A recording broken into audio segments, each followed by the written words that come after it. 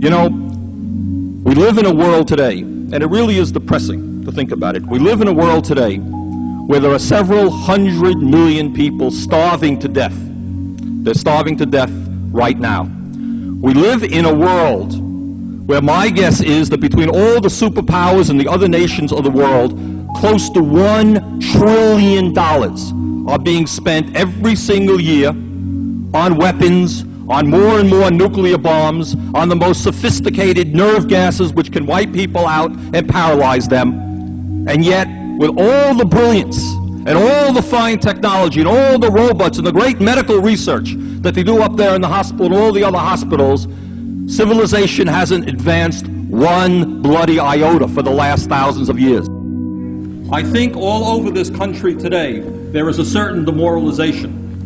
And the demoralization is that some people believe that what goes on in the White House and what goes on in the Congress reflects the will of the American people. And by assembling here today as the Rainbow Coalition and its other groups from 46 states in America, what we are saying very loud and clear is that Ronald Reagan and his billionaire friends do not represent America, but we do. Working class kids who once had the dream that all Americans have, that if you do your homework and you do what you're supposed to do, maybe you'll go to college. That dream is gone. It's horrible. In some of the largest cities in America, 50% of the kids are not graduating high school.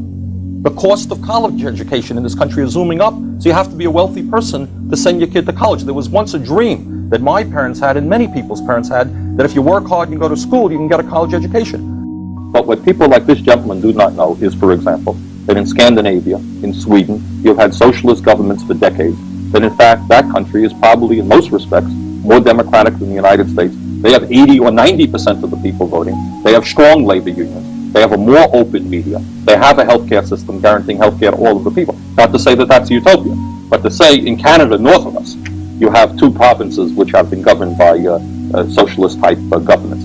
So to equate socialism with communism is simply ignorance, and I'm afraid that too much of that ignorance exists in our own country. More and more of my patients just can't afford to pay for health care, and I'm sure a lot of you are afraid that if someone in your family gets sick, you won't be able to pay the bill. This year, I'm voting for Bernie Sanders because he'll fight for a national health care system that works for everyone. Bernie Sanders, it's time for change, real change. But at a time when the wealthiest people of this country have seen a tremendous increase in their income, while at the same time the standard of living of working people and poor people has declined, I will be damned if I will vote for a proposal which will stick it to the middle class and the working people. How do we get to the root causes of crime? How do we stop crime, which is in fact a very, very serious problem in this country? And Mr. Speaker, I've got a problem. I've got a problem with a president and a Congress which allows 5 million children to go hungry, 2 million people to sleep out on the streets, cities to become breeding grounds for drugs and violence. And they say, we're getting tough on crime. If you want to get tough on crime, let's deal with the causes of crime. Let's demand that every man, woman, and child in this country have a decent opportunity and a decent standard of living.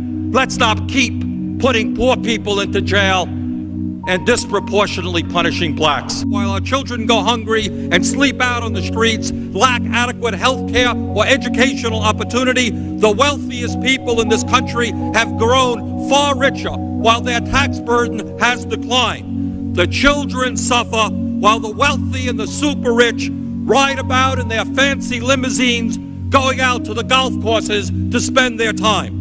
It is no secret that the President of the United States and the United States Congress do not represent the needs of ordinary Americans. And one of the major reasons for that is that we have an approach to campaign financing which, to a very large degree, allows wealthy people and major corporations to buy and sell politicians.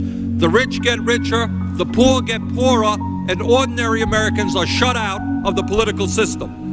The American people know that this institution, by and large, doesn't have the guts to stand up and do the right thing. The United States today is one of two nations in the industrialized world that does not have a national health care system. That has to do with campaign finance reform. The United States today, the chief executive officers are seeing their salaries soar, and the gap between the rich and the poor grows wider. 10 million Americans are unemployed. That has to do with campaign finance reform. The system, by and large, is owned and controlled by big money interests, and the President of the United States and much of the Congress does the work of protecting the big corporations and the wealthy people who control the economic and political life of this nation. And what this whole debate is about is finally saying, let us limit the amount of money that can be spent on elections. Let us have a level playing field. That's what the debate is about. First point that I want to talk about that concerns me very much is my fear that this country, this great country, this democracy, is evolving into an oligarchy. And an oligarchy is a country in which a few people have tremendous wealth and tremendous power and exercise that wealth and that power over all of the people. Because all over this country, the American people are outraged by the misplaced priorities that we have seen in Washington over the last decade. We have seen a situation where we give huge tax breaks to the wealthy, and you have 2 million people sleeping out on the street. Billions of dollars into all kinds of obsolete weapon systems, and you have 5 million children who are hungry. We have all seen the dramatic press conferences on the need for a line item veto, for a balanced budget amendment to the Constitution, and for other magical formulas for dealing with the deficit crisis. Well, today we're not dealing with magical formulae, we're dealing with concrete reality.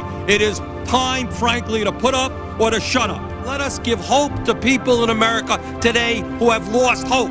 Let us provide jobs for the jobless, housing for the homeless, food for the hungry.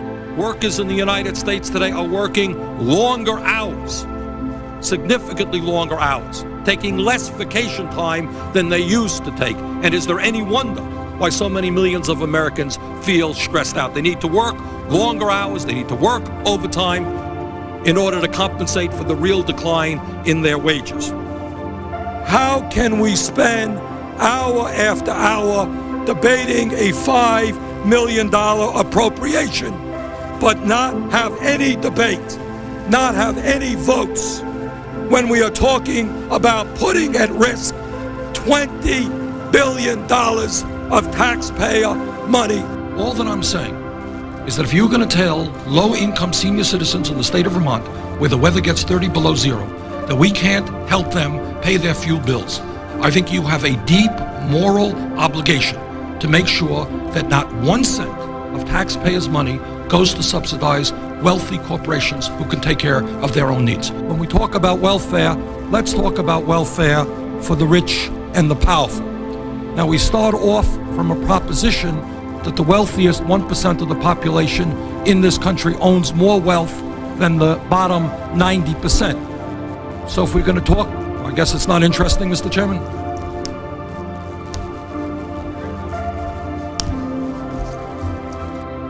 When we talk about the growth of the economy, what we should ask ourselves is who is gaining that income. And what is clearly going on is the lion's share, the overwhelming amount of the growth in income is going to the very, very wealthiest people, while the vast majority of the people are seeing a decline in their real incomes. This is what the reality is going to be. An individual is going to be in a downtown someplace, and that person needs $20 or $30. And that person is going to put their card in an ATM machine. And what they're going to find out at some point is that they're being charged $2 or $3 or maybe more to get $20 of their own money out of a bank. And frankly, Madam Chair, that is an outrage, that is a consumer ripoff, and it is our job as representatives of the American people to stop those ripoffs. Your thesis is, as is usually the thesis that we hear from representatives of big business, is that we got to prop up the wealthy and the powerful, because in the long run, No. Let me finish. In the long run, it's going to really help everybody. No, and the that's not fact my that the thesis. rich today, richest 1%, owns more wealth than the bottom 90%, the fact that the CEOs make 200 times more than their workers, in some magical way, it's all going to come down. One of the issues that we don't talk about, and in fact, it's amazing how little we do talk about in the Congress, but has always amazed me, is that with all of the booming economy and all of the new technology, it turns out that American workers are working many longer hours than they did 15 and 20 years ago. I find it ironic that it is the taxpayers of this country who are going to have to bail out banks that have made billions and billions of dollars investing in Asia, huge profits.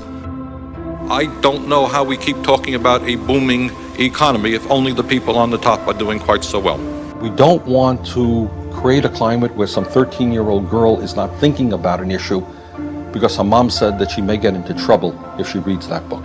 Is it morally right that CEOs of large corporations now make over 500 times what their workers make and seem to make more money to the degree that they lay off American workers? The question, Mr. Speaker, is not whether we like Saddam Hussein or not. The question is whether he represents an imminent threat to the American people and whether a unilateral American invasion of Iraq will do more harm than good. And I must tell you that your testimony today only confirms all of my suspicions, and I urge you, and I mean this seriously, because you're an honest person. I think you just don't know what's going on in the real world. And I would urge you, come with me to Vermont, meet real people. The country clubs and the cocktail parties are not real America. The millionaires and billionaires are the exception to the rule. Walmart has replaced General Motors as the major employer in America, paying people starvation wages rather than living wages, and all of that does not matter to you. Doesn't matter. You didn't answer my question. Do you agree with the president? Do you agree with the president that it's a good idea that we lose good-paying jobs? Governor Castle. Can he answer the question? Thank you. Gentleman's time is Every member of this body is pledged to do everything that he or she can to protect the American people from the horrendous scourge of terrorism. We believe that we can fight terrorism, protect the American people without undermining the basic constitutional rights which make us a free country. Let all of us remember that in the 1940s, innocent Japanese Americans without any pretext were herded into internment camps. In the 1960s, a president of the United States had a file on him, President Kennedy, by the FBI. In the 1960s, Martin Luther King Jr., who some of us consider to be one of the great heroes of the 20th century, was hounded and investigated by the FBI.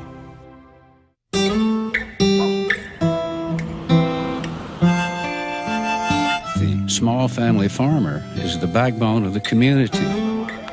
From coast to coast, people know about the plight of the family farm. That's what I'm here to do, is support Bernie Sanders and everything that he has done and will do for America, Vermont, the small family farmer. Keep Bernie in there. It's going to be better. I'm Bernie Sanders, and I approve this message. And Mr. Gates, let me add my voice to those of the other senators here in applauding you, not just for the huge amount of money that you have provided all kinds of groups, but the innovative quality of your foundation that you and your wife had, and not just in the United States, but all over the world. You've done an extraordinary job, and I applaud you.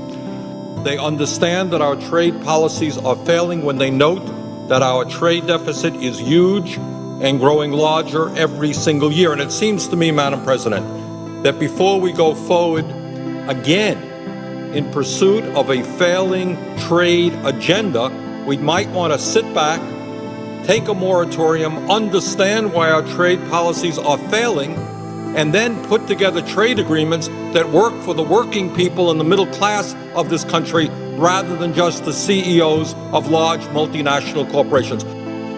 The big oil companies, and I know that we're not supposed to talk about this too much in the United States Senate, but anyone who doesn't believe that these oil companies have huge political influence over what goes on here in Washington are surely kidding themselves. The wealthiest 1/10 of 1%, 0.1%, 300,000 men, women, and children now earn more income than do the bottom 150 million Americans. What we are dealing with right now is a ruling class in this country who in many ways act like alcoholics and drug addicts. They cannot get enough, no matter how many children live in poverty, no matter how high the unemployment numbers are. They want more and more and more. And I say enough is enough. The American people are angry. They are angry because they are living through the worst recession since the Great Depression. And you want to know why the American people are cynical about what goes on in Washington? You want to know why the Congress of the United States has an extremely low level of support or favorability? It is because the American people know they are getting ripped off. You got millions of people today who are working longer hours and their income is going down. Their wages are going down. Maybe they're paying more for health care. Their pensions are going down. There is something profoundly wrong when the top 0.1% owns almost as much wealth as the bottom 90%. Now, in the real world, what does that mean? It means that billionaires, people who are worth $20 billion, in the case of the Koch brothers, $80 billion, if we moved in that direction and ended all limitations on campaign spending, they could sit in a room, and Madam President, you come from a state of Wisconsin, a moderate-sized state, they could write a check out for $50 million or $100 million, and it would not matter at all. And we know now that government by organized money is just as dangerous as government by organized mob. This grotesque level of inequality is immoral, it is bad economics, it is unsustainable. This type of rigged economy is not what America is supposed to be about. This has got to change. And as your president, together, we are going to change it. The problems we faced did not come down from the heavens. They are made by bad human decisions. And good human decisions can change them. Despair, one of the problems that we have got to deal with right now, and I think Jim was referring to this, is all over this country. You got a lot of bright, decent, good people, and they're saying, you know what? Situation is hopeless. You can't beat the Koch brothers, you can't beat the billionaires, you can't win, I'm giving up. That is exactly what they want us to believe. And I beg of you, do not enter that world of despair.